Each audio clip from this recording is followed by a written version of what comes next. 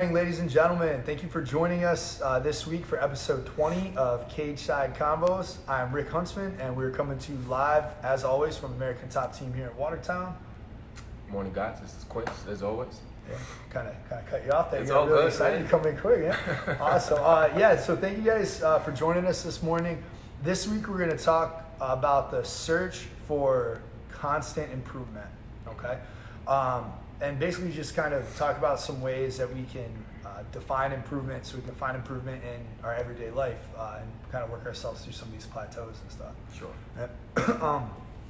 Now, one thing I like to think of, the first thing that always comes to mind when we talk about constant improvement, right, is we tend to get disheartened, or we tend to get distracted, or we get disheartened from our distraction, right? So we're focused on one thing. Say I'm in the gym every single day, and then all of a sudden something else in life comes up that requires my focus. You know, something real, right? There's an incident outside with my home life, my family. Something external happens.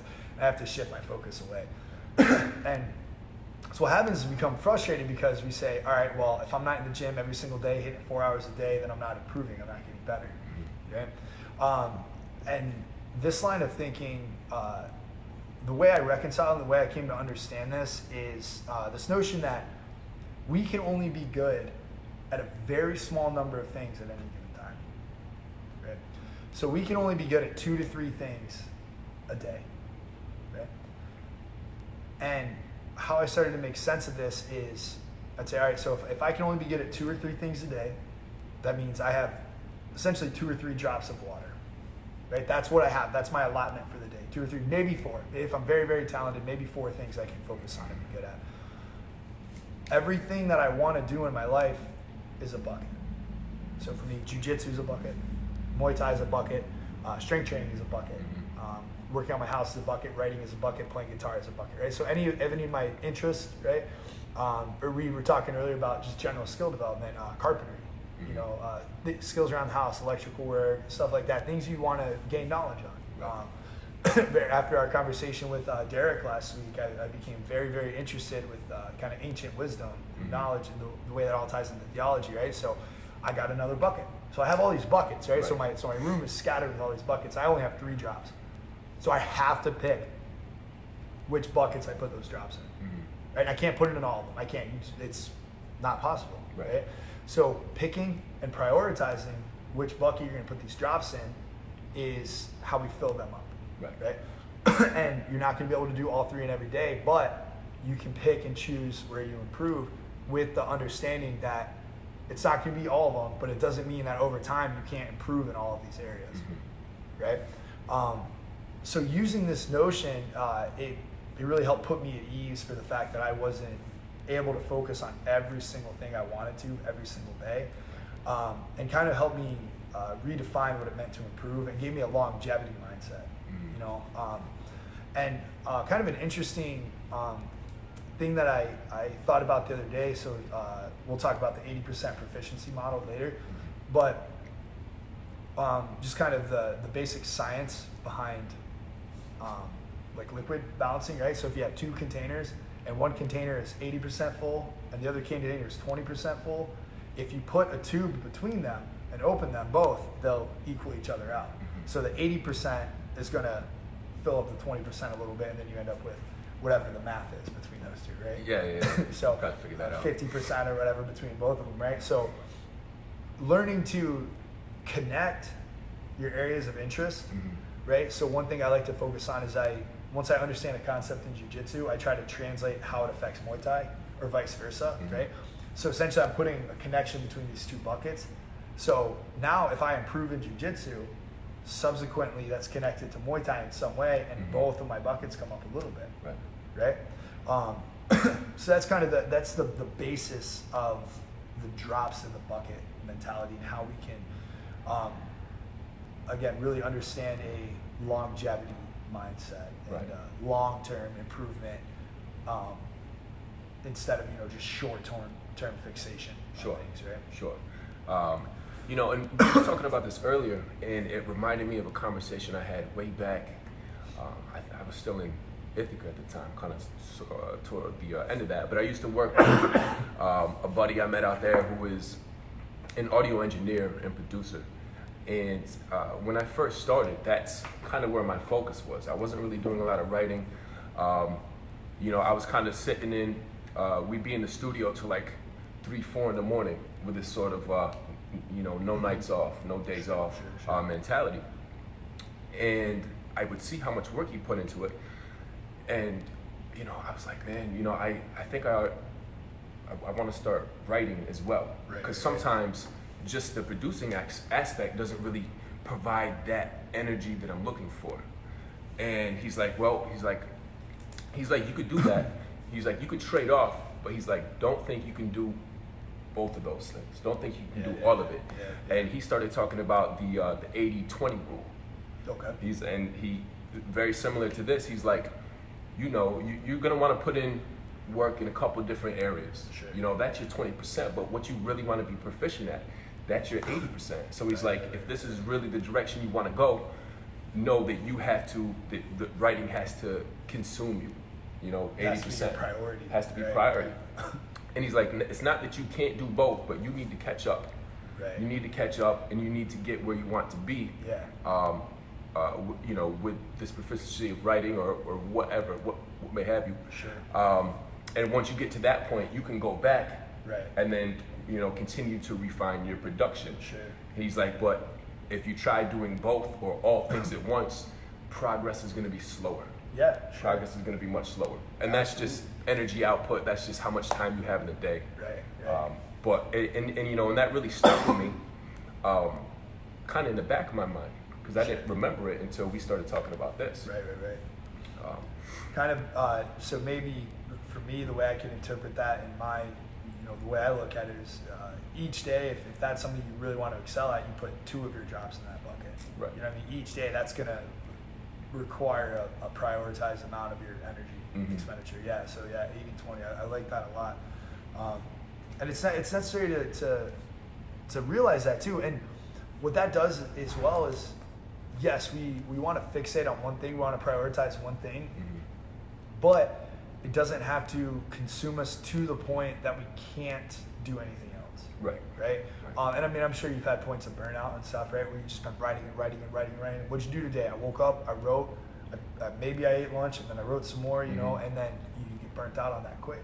You commit 100% of your energy to that, it causes burnout. You know, it's catastrophic. That burnout or that plateau, which I think is where people struggle. You know, once they reach there, because just a week before, it was not a problem to wake up and put those hours into this one particular task. Right. And now all of a sudden it's a struggle and you can't really wrap your mind around it. Right. But I think those are, you know, perfect opportunities to, instead of seeing the problem as a, you know, as an issue, you know, see it as a challenge. You know, you want to view it as a challenge, and, you know, either, you know, switch gears to one of those other interests to put your time into, or to really break down your process and kind of refine your process. Right. Yeah, absolutely. And it's interesting too that you go, so you bring up the 80-20 rule, because there's a this 80% proficiency model that I've heard a little bit about and started meditating on a lot. So the numbers are the same, but it's slightly different, but I think kind of ultimately yields the same results. So you talked about plateauing or burning out, right? Or a notice and a slowdown of progress. Right? So the 80% proficiency model is study in an area until you become better than 80% of people at it, right? And so the guy I heard talking about this initially, trained martial arts and stuff, and he got to the point where he was a purple belt in jiu-jitsu. So knowing that a purple belt level gives you, you know, you're better hypothetically than 80% of people on the planet at jiu-jitsu. Right? What they said is once you hit that 80% mark, is your investment to return ratio really starts to plummet noticeably. So for instance, going back to the drops in the bucket model, so say if every time I put a drop in a bucket, I was getting a 1% return. That's great. That's awesome, right? One drop, 1%, perfect. Get up to that 80%. All of a sudden, you put a drop in, and for whatever reason, you only get 0.5% return from that one drop. So now you got to put 2 drops in. You get to 85%. Now you got to put 3 drops in to get that 1%, right? So that's just kind of utilizing the same metaphor. The drops in, representing our time investment. Right. So all of a sudden, you get to this 90%. You're better than 90% of the people on the planet. And to get that 1% increase, you've got to put 5 or 6 or 8 or 10 drops in, right? So now you're investing 3, 4, 5, 6 days into getting that same 1% that you got effortlessly when you first started, right? So what the 80% proficiency model calls for at that point is shifting your focus, right? We hit 80% here. Now I'm going to try something new. Now I'm going to get 80% proficient at that. Then I'm going to try something new, and I'm going to get 80% proficient at that, right? So next thing you know, you have all of these things that you're really good at. You're not great, right? You're not the best at it. You're not a master of anything, right? But you're better than 80% of the people at 30 different things, and that's a significant skill set to have, right? So the jack of all trades is a master of none, right? That applies there. But the rest of that quote that people leave off all the time, right? We've kind of truncated it over the years. The rest of that quote is oftentimes better than a master of none. So, jack of all trades is a master of none, but oftentimes better than a master of one, right? So, if I have one bucket, say I invest all of my time, my whole life into jiu-jitsu, and that's the only thing I can do, I'm 100% proficient in jiu-jitsu, that's amazing. What if somebody just wants to punch fight me, right? Punch fighting is a ridiculous way to say boxing, right? What if somebody just wants to box? And I've never tried to box before, right? And I'm not allowed to grapple. I'm going to get my ass beat. But if I'm 80% proficient in jiu-jitsu, and I'm 80% proficient in boxing, and I'm 80% proficient in kickboxing, right? There's a good chance that I'll be able to hang with him enough, at least not to get murdered. To adapt to the situation quicker. Right. Yeah. And then if we look at it in an MMA context, in a mixed martial arts context, right? What if he's 100% proficient in boxing, but I'm 80% in all these other areas, and now I can take him down and put him on the ground and beat him, So it just gives you more tools to utilize. And that's just a martial arts sense too, But you look at trades, again, like carpentry. So you're building a house, right? You can be proficient in carpentry, sheetrock, painting, flooring, roofing, all of these things. And yeah, it'd be nice sometimes to have a master and a carpenter on hand, but if you're 80% proficient, I don't know, I'd take a house that was 80% correct. Obviously, there's always masters in these crafts that you can go to and refer to, but and it's entirely personalized. Well, and it really is, and it depends on how you define that improvement or how you want to get better, which that's the personalized part. But I think in the same fashion, I could, 80%, 90% of the songs that I write could all be to, underground boom bap music. And, I can reach a point where I have this small set of people who are like, damn, he's one of the best I've ever heard, in this style, because this is the style they like. And, and I can have my crowd and I can rock with them and just kind of move forward like that. I think that's progression in a sense. But also, if I expand my genre and the different styles of music that I, try or, involve myself in, doing that kind of opens up and broadens the people who might hear me, who might like different styles of music, different types and things like that. Now that opens up my base, and I have maybe not a more in-depth reach, but I have a wider reach. So I think in the same sense, there's value in both. It's just how you personally want to move forward. And yeah, exactly. And that's just it too.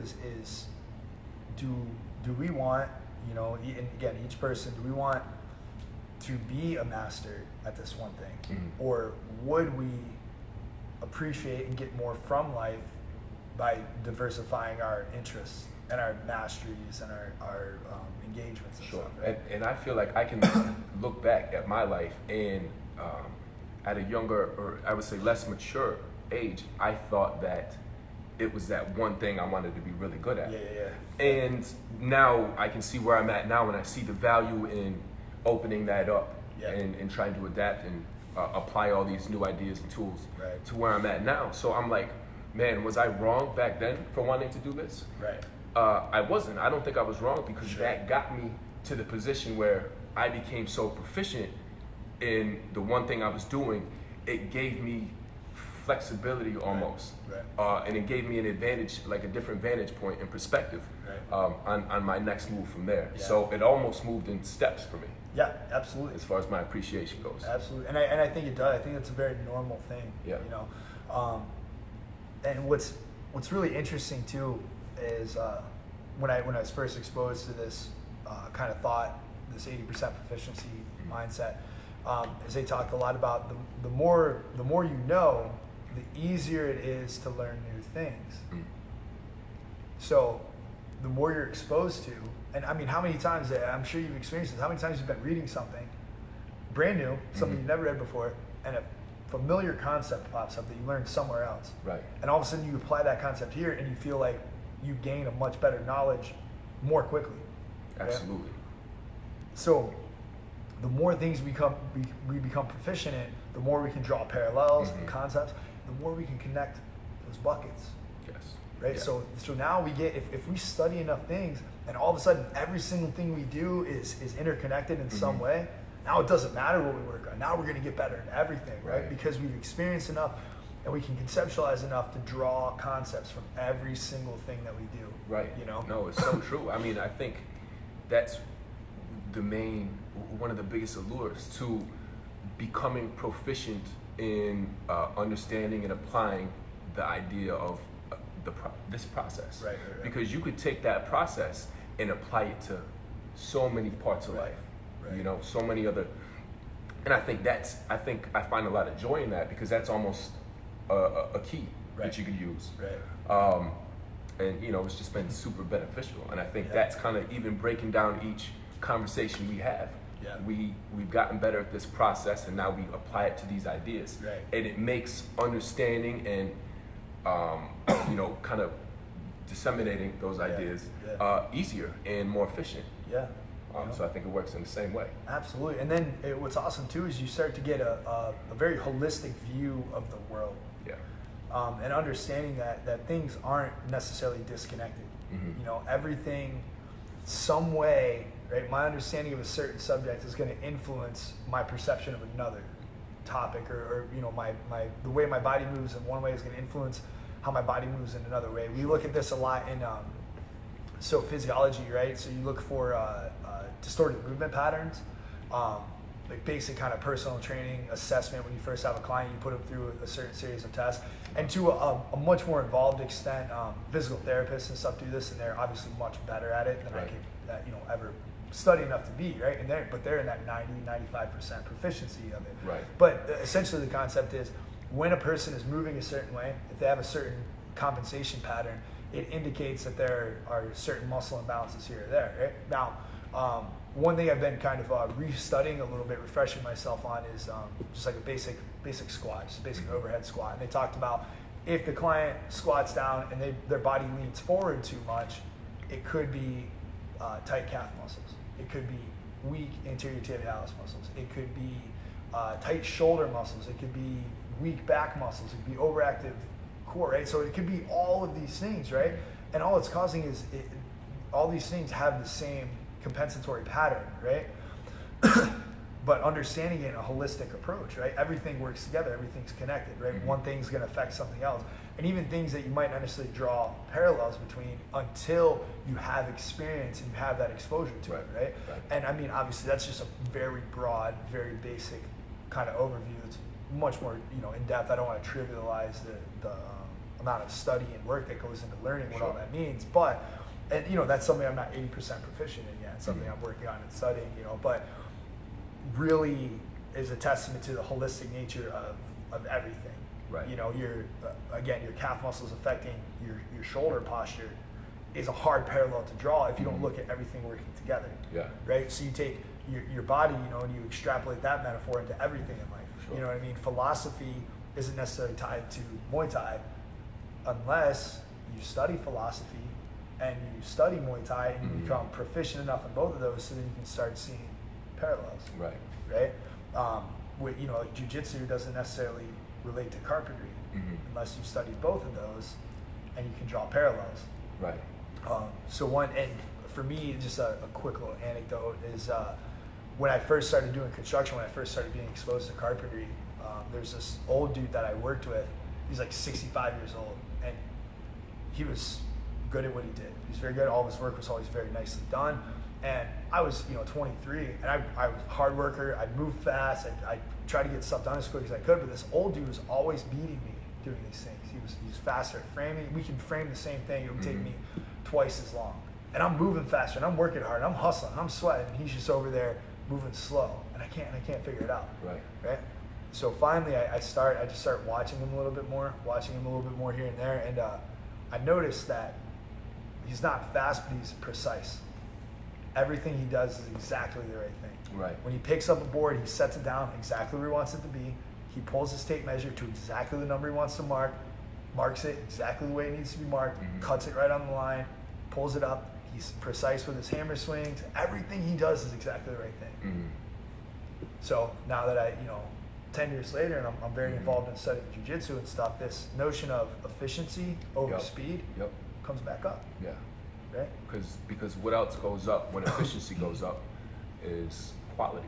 Yeah. Quality goes up. And as soon as you were getting toward the end of that story, I remember a quote someone said. They said, measure twice, cut once. Sure. And it seems like that's more time consuming in the right now. Right. But being able to look, at the entire process. Right. You minimize mistakes. Yeah. Become more efficient. Yeah. Quality goes up. Yep, absolutely. Yeah, cutting twice takes a long time. It does. And especially if you cut something too short. Right. I have lots of experience doing that, fucking up cuts and having to go back and reset. But yeah, I mean, it's the truth. If you take the time, if you know what needs to be done, and you take the time to do it correctly, not having to go back and redo it is a huge step forward in efficiency. Right. Then you don't get frustrated. Too, you mess up a cut once or twice, you start getting pissed off. Quality drops. You get emotional. Right. And so again, I mean, that ties for anybody that's ever trained martial arts. The first thing that we talk about is efficiency. And the price of or the cost of not being efficient in martial arts, especially in jiu-jitsu, is you get tired. If you can't use your body efficiently, you use muscles and you get tired. And once you start getting tired, you become weaker and you run the risk of being overpowered. And if it's in a life or death situation, you get overpowered and you die. Yeah. Right? And it was just the realistic situation. Right. So learning how to be efficient. Which again, this concept that I first started understanding when I was doing carpentry, now comes back up and manifests itself in a way that could theoretically, cost or save someone their life. Right. And again, if I hadn't been exposed to these things to a significant level of proficiency, never would have been able to draw that connection. Right. And just like not too long ago, I was dealing with injury, and it was the second time a similar injury like that had occurred. And it was because I wasn't efficiently using or effectively using the right, form. Yeah. So I had been doing, my weight, the actual weight had been going up over time as I was lifting.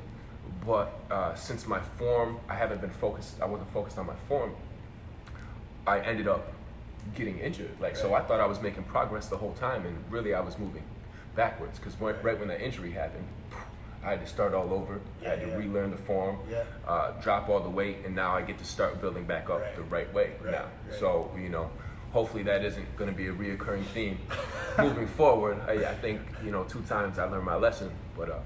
learning's hard, Quince. Learning is but pain brings change. You know what I mean? It helps you learn that much quicker, trust me. Absolutely, man. I have a buddy of mine used to always say, and I'm going to botch this a little bit, but there's 4 ways to learn. Being told how to do it, repetition, being humiliated, and through pain. Right? Those are 4 ways to learn. If you're something embarrasses you about something you did wrong, you're Right. going to remember that, and you probably won't do it again. If you get hurt, put your hand on the hot stove, probably won't do it again. Right. Which maybe we do, maybe we don't, right? I mean, like you said, you did it twice, so. I've been burned twice before. But that's,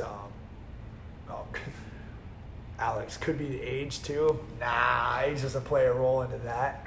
Alex, how old are you? And you're still doing probably still doing the same old shit, right? But if it's working for you and you enjoy it, why would you change, right? If it's not broke, don't fix it. And if it is broke, fucking fix it. Sure. Well, funny you mentioned that because, and this is something you brought up before. You're like, growth doesn't really happen outside of, outside of discomfort. Like a lot of growth happens in discomfort. Sure. And a lot of times we talk about the process and becoming more efficient in it, because in a way that brings an order to the situation that we're Right. in. And with order, you get a predictable outcome. Sure. So we can continue through this order that, of course, that we work for. Right. Continue through this order, and you're gonna know the outcome after the process itself. Right. But it isn't until we get into sort of a kind of disarray, maybe Right. something's thrown at us that we Right. have to adapt to. And in that disarray is where we learn to become either number one, don't do that shit anymore. Yeah, sure. Or how we can avoid or make use of these obstacles, and so we don't see them as problems. Right. But that is the point in which we learn something new. And ever since you mentioned that, you sent me a quote. Was that William James or was it? I think the quote I sent you regarding this matter. I don't think it was him. Yeah. But it had to do with it had to do with that, and it was it took me a little bit to understand it. It had to do with breathing, and it's not until you can't breathe that you realize how important that is. But now I feel like I see it everywhere. Yes. Now I feel like I understand it, and it's been helping me break down some of my patterns, because for a while now, like getting my patterns in the right order is something that I've progressed to. Sure. So these mornings, conversations, practice later, hitting the gym, are all part of the, I don't even have to think about it anymore. Yeah. And that does bring me a certain predictable outcome, which is great. Right. But really, to level up, sometimes you need to be thrown out of that pattern and still figure out how to survive and still, be able to get through it. And sometimes it's it's a simple matter of finding the discipline to keep our patterns in the chaos. Yeah. Right. And so one thing Sensei Ludwig talks about a lot is creating order in the chaos. And the creator of Bang Muay Thai is the coach I study kickboxing under. Right? Okay. So when he talks about sparring and fighting and stuff, basically what we're striving to do is find some order, create some order in the chaos, okay? Because fighting is hectic. It's very, very hectic, right? And so the challenge therein lies with being able to keep our habits intact while this chaos is going on, right? We drill and we practice and we rep things out in a very specific way with the hope that when this chaos happens, we continue to do that, right? So that's that's the metaphor for life, right? We develop these productive habits, we develop these productive routines, and we know the outcome. Now, when life throws us some crazy shit, do we let it all fall apart, or are we able to maintain some kind of order and ultimately be successful? Right. Because in fighting, if you maintain this order, odds are you're going to win, right? So in life, if we maintain this order, we won. Right? Through all this chaos, we're able to maintain this established order that we've found for ourselves, that we're happy with, and that we know is going to be productive. Can we maintain it through the chaos? Right. Right. And sometimes when things get too easy, we create chaos for ourselves just to see. So necessary, because what does success lead to? Oftentimes, I think success can lead to complacency. Yeah. Sure. And then complacency, of course, leads to failure. Sure. And then you got to restart all over again. Yeah. Because you get success or successful, and maybe people start treating you different. Right. People start saying, "Oh, yo, you're awesome. This is what you're so good at what you do," and you start feeding into that shit. And that leaves you feeling pretty okay with where you're at right now. But in that same sense, if you're not moving forward, and everyone else is, or other people are, and you're still sitting right here at your success at a higher place than you have been, but you just stay here, and now people start passing you. It's just relative. It's back to being relative again.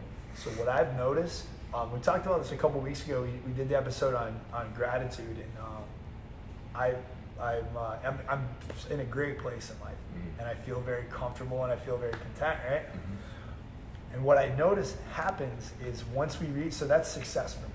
Having internal fulfillment, you know what I mean, is great, and being happy and feeling purposeful in my life and cultivating my passion. All these things for me define success, right? So what happens is you stop doing the things that got you to that point. You fall out of your habits, right? Because you're complacent, so you don't need to do these things. The reason I had to build these habits was to find order in my chaos. And then once the chaos went away, I don't need these habits to maintain order. But then they fall apart, and all of a sudden the chaos is back, and we forget how to deal with it. Right? Which was an amazing realization for me, because as soon as I realized that, I started picking my habits back up again. I started focusing on being disciplined, and I realized how complacent and how lazy I'd been. It's okay to appreciate where you are in life and be grateful for it, but you have to keep those habits going, because eventually the chaos is going to come back. And if we fall out of habits, then we, like you said, we have to restart all over, and that sucks. Yeah, it does. Definitely. So, I was just having a conversation with a friend not long ago, and she's like, "Well, how is it you want to do all these things, or you think this one situation is going to bring you to this idea of success?" But she's like, "What is your idea of success?" And I want to be able to answer that. We sit here every day and we talk about our goals and things like that. But is there a single individual goal that will help me define success and make me feel like, okay, I've made it? And I was thinking about it, and I'm like, it's not. Is it playing in front of, this size crowd? Is it signing a contract where someone's like, hey, I'm going to give you all this money because you're awesome? Or is it, going on tour and traveling and doing what you love? And as goals, as individual goals, I guess these would be tangible goals. To quote you, there is success in that. But really what it comes down to is constant progress. Because I couldn't think of a single individual situation that would make me feel, that I would allow myself to feel like, okay, I'm done. Because, and I was telling her about the first time we played at Brewfest in front of hundreds of people. And the anticipation coming up to that, I'm like, damn, this is the most successful feel, or, that I'm like, damn, this is huge, this is it. And now we're 4 or 5 years deep, whatever. And it's not enough. You know what I mean? Got offered a contract, and I thought that would mean everything. And once I went through that process and broke it down, that's not enough. So it's not. At first, it seems like it might be disheartening, because there's no real point in which I'd be like, all right, I'm done. But now understanding it's all of those things and more. The constant progress in these areas is really, because exactly what you're saying, it's that contentment in knowing that this process that you're going through to help put your purpose and your passion out there, and to continually do it, to continually have an effect on yourself and those around you. Like, to me, that's success. Absolutely, man. That's absolutely beautiful, and because I think it's very easy, especially when we're young, and the tendency for us to pigeonhole ourselves into one specific area of focus, right? Because we have that very specific idea of what success is. Success is say success is playing a show at Madison Square Garden in front of a sold-out crowd. That's success. Once you do that thing, that's it. That's done. So the tangible goal, the thought is that if we have something physical, right? My successful goal is that I buy this Corvette, right? Which you could probably pick a more expensive car, but that's all I got. But that's, if that's your tangible, if that's your goal, if that's your idea of success, you get that and then you're done. Right. So you're either happy staying at that level of success your whole life, right, or you have a breakdown because you don't know what to do from there, and you've lost all sense of purpose or drive. Because was it not to cut you off? Yeah. But I think it was a couple weeks ago we were in the weight room and we were talking about this because now that idea of success now becomes the past. Right. So what are you going to continue to live in the past? Right. And try and relish these moments that are just memory. Yeah. Trying to relive these memories, right. Or do we appreciate what we have and still look forward to the next thing, to the future? Right. Yeah. And so not to be shitty to how people choose to live their lives necessarily, but the people that I kind of avoid talking to are the people that have the same conversations every single time. The people that have reached their idea of success, and that's all they ever have to talk about because that's all they have.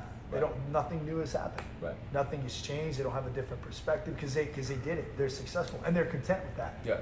And guys, like I met this dude one time. He was like 70, 72 years old, and he never left the county he was born in. Never left the county that he was born in. Yeah. And that, he ran a butcher shop and he was successful. Sure. He drank at the same bar every night, and ran the same business and had the same stories and was successful. And that's okay. Right. That's okay for him.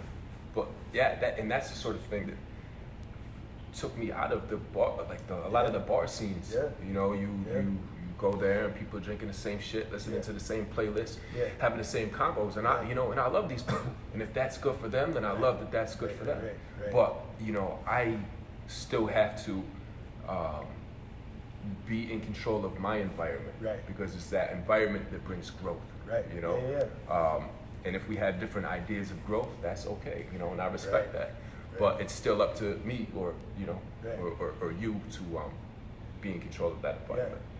And not for nothing, I'm not routine's not bad, right? You and I both have routines that we adhere to and stuff, so it's not the idea of routine being bad, and it's not bad to go to the same place and to drink the same thing and listen to the same music and stuff, but I think that it's important to have somewhere that we're putting our jobs.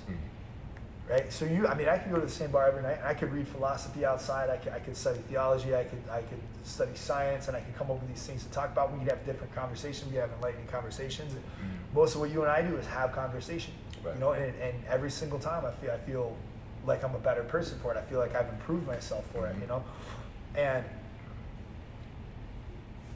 it's okay if you have, this is what I do every day, and with the same people and stuff, and that's awesome, that's amazing, and that notion of kinship and family and all that's great. But I feel like for me, I have to have somewhere that I'm improving. Right. I have to have somewhere I'm putting my drops. Right? I can't just sit there and let it all pile up. Right. Each day, I have my 3 drops of water, and if I don't put them anywhere, I feel like I'm stagnating. Sure.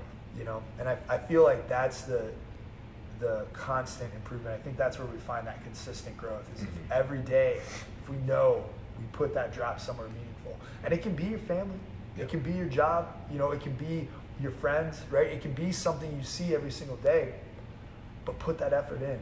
Try to cultivate that, make that grow, add something to it. Sure. And I think certainly when we speak on these issues, I don't know how it comes across. The goal is not to bring people down and be negative, because a lot of these times where people have this order, this predicted outcome, there's a need for stability. Stability comes with that. And a lot of times these people have families where they're like, hey, my success is in this family that I have, that I support, so I'm going to go to work, and then I know I had 2 hours after work to hit up happy hour every single day, and then go home and make dinner and support, provide for my people. Right. So I understand that wholeheartedly. And if that's where you're happy, that's amazing. Right.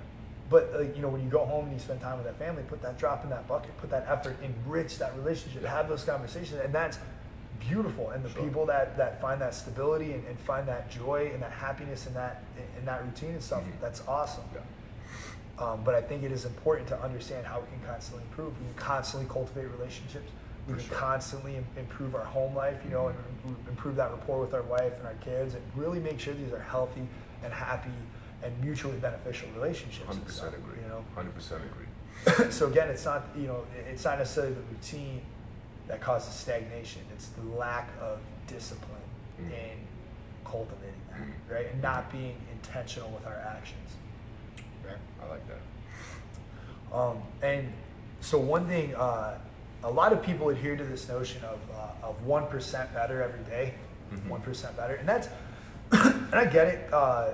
It's easy to quantify that, and it's easy to say this is my 1%, and it's kind of a mantra that people adhere to. Right. For me, being a little more kind of analytical and running the numbers, like 1%, you know, if you say you start at 100, you add 1%, you're at 101%, right? We add 1% of that, the next day you got to be like at 102.1%. And then from that, so the number grows, so it becomes exponential. You know, as you add to your total, 1% is actually a bigger and bigger and bigger and bigger sum. Okay. Right? So me, when I started thinking about that, just kind of the way it's playing through in my mind, I'm thinking, okay, well, someday I'll be at 1,000, and then I'll have to come up with 10 to add to that to get my 1% for that. And the work becomes more and more and more and more. It becomes exponential as you get better. Right. So I had to get rid of that notion. I had to, the number, you know, the number factor in general. Yep. So yeah, I had to get rid of the 1% for myself, and that's where I started defining it as enrichment, and personal enrichment. Right? Did I put my drop in a bucket today? Right? Did I put my drop in a bucket that I want to improve? Did I put it somewhere that I want to get better? And however much improvement there is, it doesn't matter, right? You know, so strength training. We lift the weights, right? Say your max bench is 200 pounds, right? 1% better that day is you had to push 202. You know, then the next day, obviously, like I said, it increases, right? But so the day that you don't hit that 1%, the day you go in, you're fatigued, you're tired, you're not hydrated right, you didn't eat right, all these myriad different things that play into actually what it takes to hit a personal record, you know. You don't hit that day, now it's a bummer. Now you're disheartened because you didn't hit your 1%. But guess what? You got better, you got stronger. Even if it's sticking to your routine in chaos, right? That's an improvement. That's a step forward. Yeah. I mean, I had a couple, you know, certainly this past year was a difficult one in trying to make steps forward, and just other things that might be happening in my personal life, in my artistic and creative output and things like that. So, you know, at first it was bringing me, you know, it was bringing me down, and it was making me second guess a lot of the things that I was trying to do, or a lot of the things that I was trying to have patience with doing. Sure. And so at first I was like, man, this is quite the step back, but it also put me in the frame of mind in where I am now, you know, creating such routine, goal setting and planning for this, everything that's coming up, and it helped slingshot me. So, so it was hard to quantify any certain number of steps back because the amount of momentum that I felt over the last, you know, few months, and to some of the connections I've already made moving into the future, like I needed that setback. So like no more can I be like, oh, I took this many steps back. You know, it's kind of like you're talking about enrichment. You know, I feel in ways of momentum that I feel and carry with me. Yeah, absolutely. But I think that's I think everybody feels like a step back. I think that's a very natural thing to feel, right? The only way we go backwards is if we stop. Right? So even if we feel like things like setbacks, like all we did is slow down. Right? So the graph of success, right? It's never straight up, right? It's up a little bit and then it's flat, and then it's up a little bit and then it's flat. But guess what? Unless we stop, it never goes down. Right? If we stop, that's when it tracks back down. Good point. Right? So you feel mentally, because we've defined success as constant improvement. Right? It's constantly going up. That's our success. That's what our improvement is. We have to go up. Right? But maybe it's just keeping that routine despite the feeling of not going anywhere. Right? Because eventually, as long as you keep doing the work, and this is something you talk about a lot, and I absolutely love, is the work brings motivation. You know, eventually, if you keep doing the work, if you keep going through the paces, you're going to hit that slingshot. Right? my favorite, and I'm sure somebody said something like this before, and to me, maybe I came up with it, or this is my variation, but it's impossible to work every single day and not get better. It's impossible. Regardless of how you feel, right? The only way to go backwards, the only way to truly go backwards is to stop and let those old habits overtake us and bring us back down. Well, I've got it. I've got it written down right here. To maintain success is sometimes nothing more than maintaining that motivation. Right. You're going to need one for the other, and then how do you keep that motivation? Right. It's through work, and that was a concept I was kind of looking into. In preparation for this convo. Sure. And I came across something talking about the residual impact of happiness. Okay. So he's saying, and he broke it down into three factors. So the residual impact of happiness is talking about how long that feeling of happiness stays around when we apply ourselves to a certain whatever. And he says the basic level are things that are done through pleasure. So it could be food, it could be sex, drugs, alcohol, that quick fix. Sure. So that you apply yourself, it feels good, but really does it last that long before you start feeling the urge again so kind of that breeds addiction. Right? Oftentimes it does, because we get addicted onto that quick dopamine burst or whatever it is. Something with a low residual level of happiness, Yes. right? Okay. Yes. Yeah, sure. And then he says the next step is passion. So now we find our passion, and this is individualized, and we apply ourselves in that way. And the things that we do out of passion sticks around. That feeling sticks around for longer. Sure. And he said, but the ultimate, and he's like, and we've studied this over and over and over, is purpose. It's giving back, using that passion for adding to humanity as a, you know what I mean? What did that do for you when you read that? And you can almost predict that was the last one. one. I could. As soon as you said passion, I was like, if he says purpose, I'm gonna lose my fucking mind. Yeah. Dude, purpose. Man. And he's like, study after study, purpose, it stays with you the longest. Yeah. So once again, really focusing on what that could be. And it's crazy because even as you talk that, I played through my mind, before, alcoholism was really a problem for me, and I enjoy drinking quite a bit. I obviously don't become an alcoholic if you don't like it. But I don't know if that's something to laugh about. For me, that's how I externalize it. But anyways, before that, just like drinking and going to and partying and stuff like that, I like that. Mm-hmm. But you have to go do it again to like it again, And then as you start talking about passion, it starts making sense. But even each of those different manifestations defined, I can play through the feeling that I get through, each action that coincides with each of those steps. It's amazing. When I do, and I consider myself at each of those levels, and where I've been and where I'm at, and then of course all the people, all my friends and family and loved ones that I know that are at certain levels, and their output, and their conversation, and how that changes as you move up. It is, man. It's residual happiness. Residual happiness, It makes so much sense because really that's fulfillment, right? Fulfillment is just long-term residual happiness, right? Right. Which, And now, in doing that and implying that purpose, that's the work that's the engine in which we work from. Yeah. And that's the work in which brings motivation, and that's the motivation that continues us moving forward with success. Right. So, and we've talked about this a bunch of times, my personal feeling is that motivation is bullshit. Motivation means nothing. Mm-hmm. Right? Motivation is easy. When you're motivated, life is easy. Sure. Right? And that's, a lot of times that motivation is when we feel the growth, is when we feel that we're moving forward. We're finally like, fuck, I can breathe again. I'm moving forward. I'm motivated. I'm getting shit done. Right? And it's not bullshit. It's great. It's amazing to feel that way. Right? But people say, I've had a lot of people approach me for personal training and stuff and say, I need someone to motivate me. I need someone to motivate me. Right. I can't. Right. I'm not going to motivate you. I can't. It's because it's bullshit. Right? Because what brings motivation, right? So you say work brings motivation. Mm-hmm.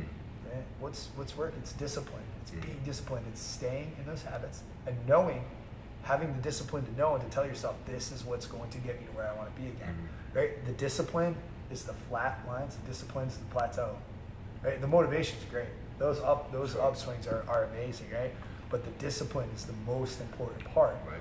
And finding that constant improvement, your constant improvement when you're in a plateau is the fact that you're staying disciplined. Right. The fact that you're staying disciplined is improvement. Every day that you're disciplined is a day that you're better. Sure. Right? Every day that you put those drops in those buckets, you're improving yourself.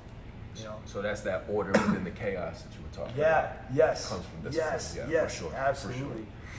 Absolutely, man. And it's for me, that was a very important distinction to make. For me, the difference between discipline and motivation, once I understood that and kind of qualified what that means for myself, was a big turning point. Sure. Yeah.